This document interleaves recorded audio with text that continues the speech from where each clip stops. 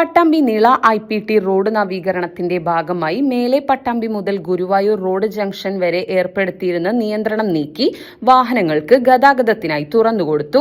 കഴിഞ്ഞ 3 ദിവസങ്ങളിലായാണ് റോഡ് പൂർണ്ണമായും അടച്ചിട്ട് നവീകരണ പ്രവൃത്തികൾ നടന്നിരുന്നത്.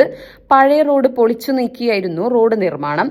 നവീകരണ പ്രവൃത്തികളുടെ ഭാഗമായി പാതയിൽ അനധികൃതമായി സ്ഥാപിച്ച വ്യാപാര സ്ഥാപനങ്ങളുടെ ബോർഡുകളും ഗതാഗതത്തിന് തടസ്സമായുള്ള മരങ്ങളുമെല്ലാം നീക്കം ചെയ്തിട്ടുണ്ട്.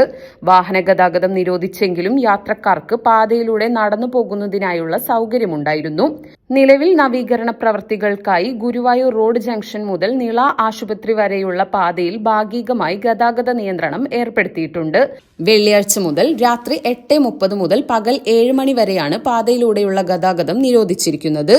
84 കോടി രൂപ ചിലവിലാണ് പട്ടാമ്പി നിള ആശുപത്രി മുതൽ കുളപ്പുള്ളി IPT കോളേജ് വരെ വീതി കൂട്ടി ആധുനിക നിലവാരത്തിൽ പാത നവീകരിക്കുന്നത്.